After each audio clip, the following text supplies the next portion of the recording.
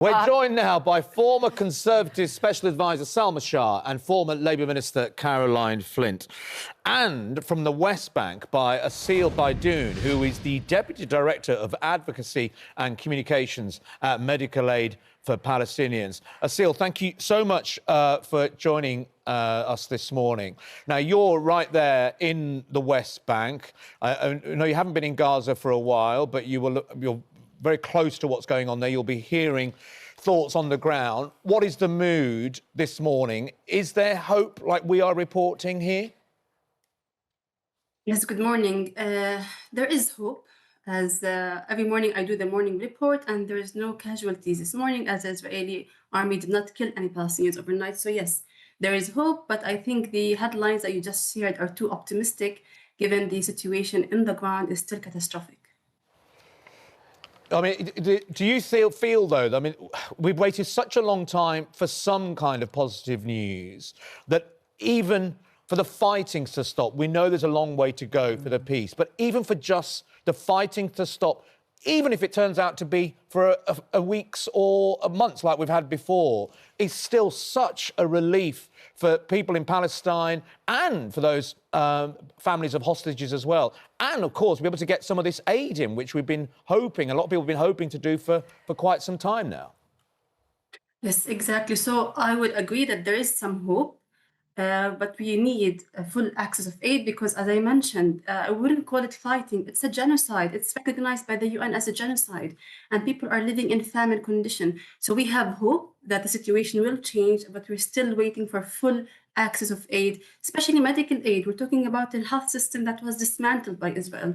So yes, the fighting stopped, the genocide stopped. For now, we're skeptical because Israel usually do violate the ceasefires, as we have been witnessing in the Middle East. But yes, I agree, we have some hopeful feelings this morning. I suppose one of the questions for the civilians in Gaza and for Israelis as well is going to be an issue of trust going forward. Trust in what is there, and also I imagine a sort of almost existential state of trauma for what they've been through, experiencing as human beings, whether it's the grief and fear because families have been held hostage, or those that have witnessed people around them dying and suffering in their own self in Gaza as well. And that's going to take a long time to heal. I mean, we have live pictures of Gaza this morning, and you know, it's a relief to see that there hasn't been anything that can be witnessed from outside in terms of conflict overnight. There's no smoke rising, as we've witnessed so many mornings, and thought in horror of the people living through it. So for us, that's a relief. But for people there, how do you think they begin to heal? First of all, I appreciate that you're putting the two situations on symmetric, but I disagree. Again, we're talking about a situation of genocide. Hundreds of thousands have been killed. And when we talk about recovery, we're talking about long years of recovery. We have catastrophic healthcare system that has been, again, dismantled. We have people with acute malnutrition, severe malnutrition. We have people with trauma that I'm not sure that they will ever recover from, witnessing your all family members killed in one strike, and then you have nowhere to bury them, and witnessing aid workers killed, more than 1,700 health workers killed. So I don't know where to start in the recovery process, but I know that the first step was a ceasefire. Thanks God that now most probably it will happen. But then we have, I don't know where to start. We have to get international medical teams in Gaza. We have to get aid workers in Gaza. We have to get all types of medical items, aid items, food. And then we have to see how we can take care of the people who have witnessed the most horrendous atrocities of our times. So to be honest, we're just wondering. I had yesterday a discussion with the programs team, and they said, Asil, it's going to be a really hard task. We don't know where to start. Everything needs full support, and it's just catastrophic. Asil, just finally, what would you... We're going to be speaking to the Foreign Secretary later on here, senior member of our UK government. What would be the one thing that you'd be asking of our government today? What help or assistance or what action would you now need from them? We need two big things. First of all, we need to guarantee access for international organizations and UN to give the needed aid for everyone who needs it, not the militarized aid system that Israel and the US proposed. Second, and really most importantly, we need accountability. Israel as a perpetrator cannot go without accountability for all the war crimes that have been committed in Gaza. As Palestinians, we need aid, remedy for recovery, but we also need accountability. What happened should be held accountable. OK. Asil, we thank you so much. We know you've got an incredible task already out there. To take time out to speak to us, we're very grateful. Asil Baidoun there, working as a... working out for charity out there on humanitarian support for Palestinian aid, medical aid for Palestinians is full title, isn't it? But thank you so much. We have Salma Shah with us this morning, and also Caroline Flint, of course. And listening, you can hear the weight, which I think the world has, the weight of hope. And we saw scenes yesterday, didn't we, of families of those held hostage and the ones that love them celebrating relief, joy, almost impossible to comprehend joy. We haven't seen what's happening in Gaza because we haven't got cameras in there yet. But there's so much hope, but also kind of almost a nervousness because there is so little trust, isn't there, and belief. Well, this is inevitable, is that we have all worked towards or hoped for or prayed for this peace deal. But what does peace actually look like? And it's very, very hard won. And there is a ceasefire in place. The priority for diplomats, I think, will be to ensure that the ceasefire holds. But then the recovery piece, what happens in phase 2? What happens in phase 3? What happens 5, 10 years down the line? Because there is one thing, and you used the word trauma. This is horrific for people on both sides of this conflict who are going to have to process this. And that trust and that rebuilding is not going to come just as a result of this peace deal. And so the reconciliation work, which is different to the reconstruction work, also is going to, I hope, is being considered right now. Caroline, when we talk about a peace deal, I mean, everyone accepts, and actually even Hamas, some members of Hamas accept that they won't play a part in the actual formation of what happens in Gaza. They've accepted that because of the atrocities they committed on October 7th. But I think what Asil mentions, and there is a general feeling that there needs to be accountability on the other side. And could you ever have peace while Benjamin Netanyahu is there propped up by two very extreme far-right ministers on his side, and he is still accused of plausible genocide by the International Court? So can you even get to peace while you've got people like Netanyahu and Hamas on either side? Well, I think, you know, as the ceasefire takes hold and hopefully, really hopefully, even on Monday, we'll know that the hostages, alive and dead, have been returned, and that's obviously exchanged for Palestinian detainees. That as things unfold, and there's a long way to go, at some point there will have to be accountability, Adil, both for those in Gaza who've committed atrocities, not least than October the 7th, but also for clearly what some of the things we've seen under the sort of authority of the government and Netanyahu in pursuing their campaign through the IDF in Gaza as well. And that's one of the things that we've talked about, haven't we, over the last year in particular, about is it genocide, are there war crimes? And the truth is lots of people had thoughts on that, different thoughts on that, but fundamentally it will come down to those international criminal courts and other authorities who, when a conflict, the violence of a conflict stops, they can look at the accountability. And I think in different ways, what's going to be interesting is in Israel itself, there are lots of different voices that do not necessarily agree with Netanyahu, and that includes family members of some of the hostages. Others do agree with him. Israel is a democratic country. It does have elections. There's a role for Israelis to play in this about what future they want and what authority they want over it. And we shall see. But we've got a long way to go. But at least this Friday, compared to lots of other Fridays, there's some hope. There is hope, isn't there? And actually there is one man who...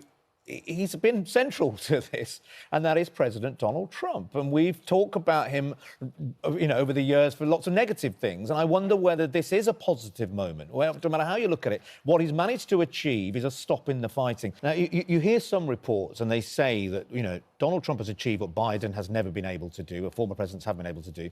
Apparently, he went quite hard on Netanyahu when he needed to, following the Qatar attack. And equally, he was threatening to Hamas. I mean, he was saying, listen, if you do not accept this, then it's going to be fully blown.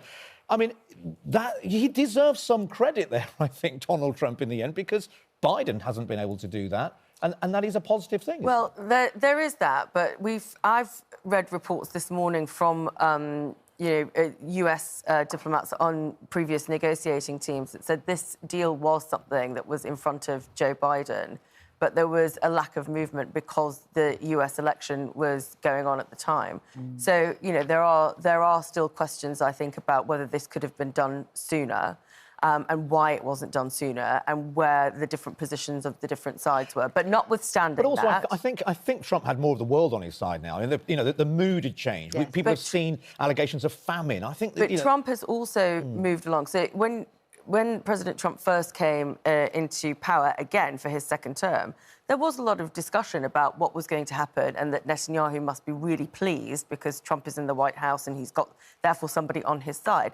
Where I think President Trump absolutely deserves credit is that he moves his position when he sees things are changing.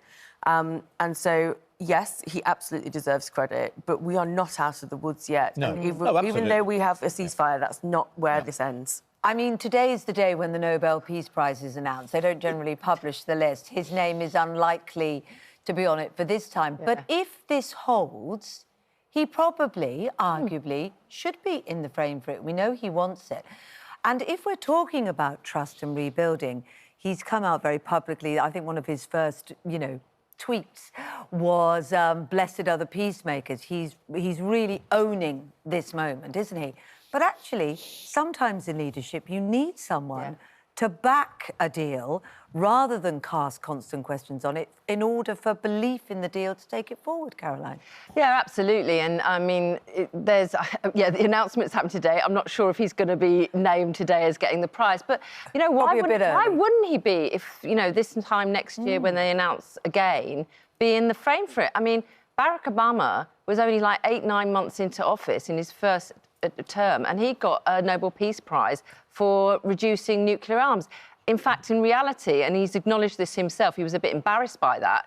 At the end of his 2 terms of office, he hadn't reduced the arsenal any more than any other post-Cold War president. But for Trump, I think, look, he's flamboyant. He's been ringing up, apparently, the Norwegian Prime Minister and what have you, courting this. But, at the end of the day, if he has, and he has contributed to this situation we've got today, and it lasts, then why wouldn't he be in the frame? And I think that's quite important. America's always been the key country in all of this. And that's all sides have attributed that, haven't they? I've said that that's true.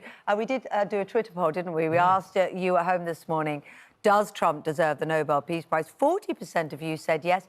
60% of you said no. We don't know why so many said no. It may be because it feels a bit soon. It may be because of their feelings about Donald Trump. And as we know, Twitter is a very honest and accurate reflection of the whole of society.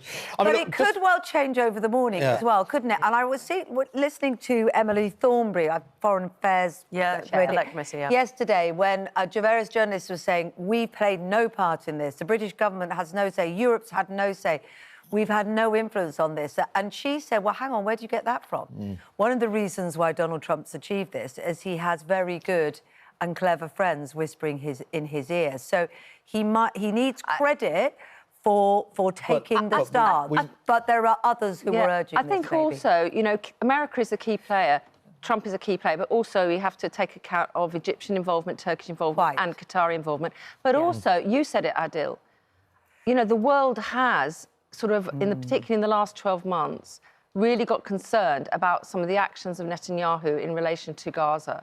And, we've seen recently the recognition of the statehood of Palestine. In some ways, Trump hasn't got involved in sort of saying, I disagree with that, particularly, strongly. But it's been a leverage around these whole discussions, which I think has had an impact. And just on the Peace Prize, let's not forget that, Donald Trump is accused of causing a fight against his own people on January the 6th and what's happening between the federal government and taking on the Chicago state at the moment. That's not exactly peaceful. I mean, that people are getting arrested on the street and taken away from their families.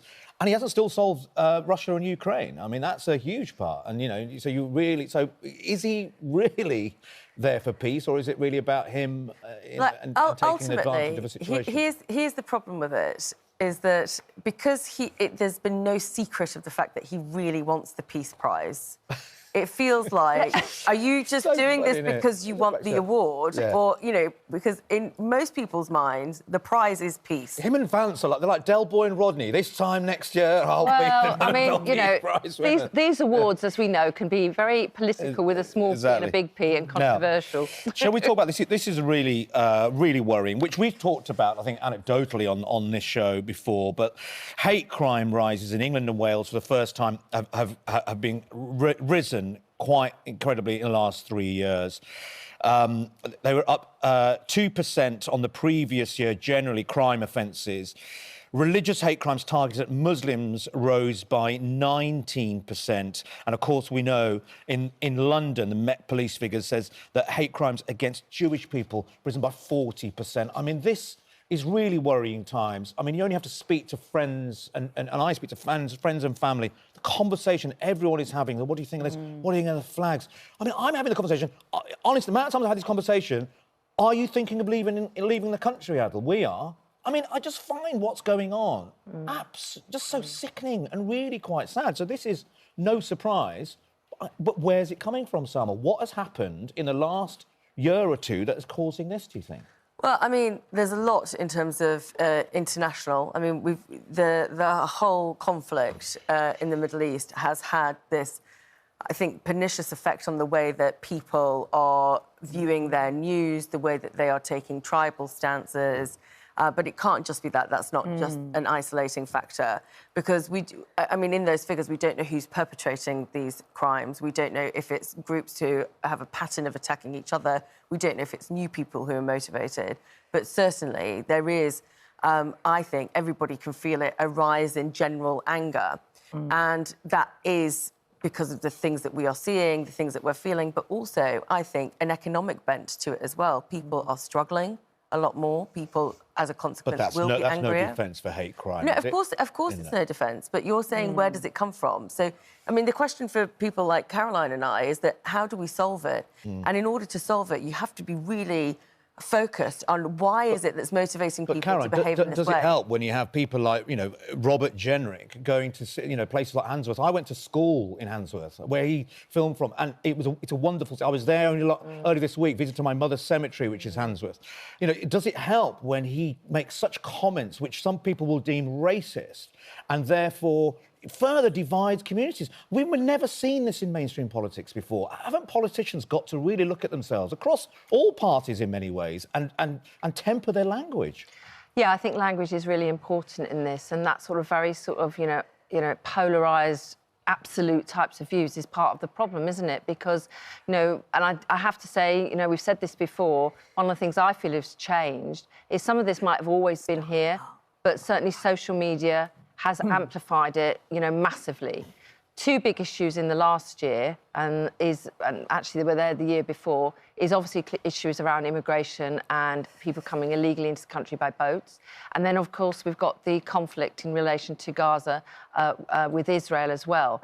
I think those two factors particularly are amplifying and polarising the situation. But part of it, for me, which is just so awful, and this is where I think politicians and others have a public duty to speak up, is this idea that, for example, you know, in terms of what's happening in Israel and Netanyahu as a prime minister, that somehow some people think that that's something to blame all Jewish people for and take it out on people in this country, where we may have illegal migrants who may or may not be of the Muslim faith. The idea that then people use that to attack everybody who is Muslim in this country or create an idea that every Muslim in this country is an illegal migrant. We know that is absolute rubbish.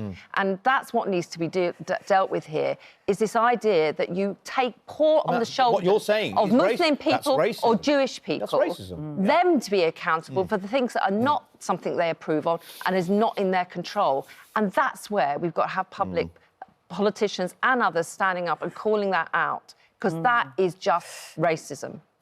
You mentioned the economic element as well. Keir Starmer, the Prime Minister in India, in Mumbai yesterday, we had him on our programme, but of course speaking about the peace deal in the Middle East, rightly so, because that was the big moment for him to do so. But actually, he was there because the UK had signed a £350 million contract to supply the Indian army with lightweight missiles and other things. What does that mean in terms of impact for us getting a deal like that? And also, there was something rather strange about signing that compact with missiles just as we're talking about peace. But actually, crucially, that is good for the economy, isn't it? Well, it is good for the economy. Britain does have a strong armaments defence sector, and we're rightly quite proud of it because, you know, nations are allowed and must be allowed to defend themselves. And there is, you know, rising conflict even in that region between India and its neighbours. But I think that this trade deal has been pretty exceptional, not least because we're actually getting, apparently, 3 blockbuster Bollywood films that are coming back over here as well that are going to be filmed in London. They'll be dancing around the trees on Parliament Square. If they're looking for extras, maybe we can go into that as well. So absolutely. personally, It's my bucket list to be an extra in a film. I've always wanted to be involved in a Bollywood movie as well. So maybe we can appeal to Keir Starmer to let us get in on some of this action. Come on. But to be serious, it is incredible. If we are thinking about low growth, if we're thinking about how we become bigger global actors, then this is a really important marker in our journey towards that. And brilliant. We have... Sorry, you're both coming back. We'll talk more about your Bollywood career, Caroline, a little bit later on, but thank you very much indeed.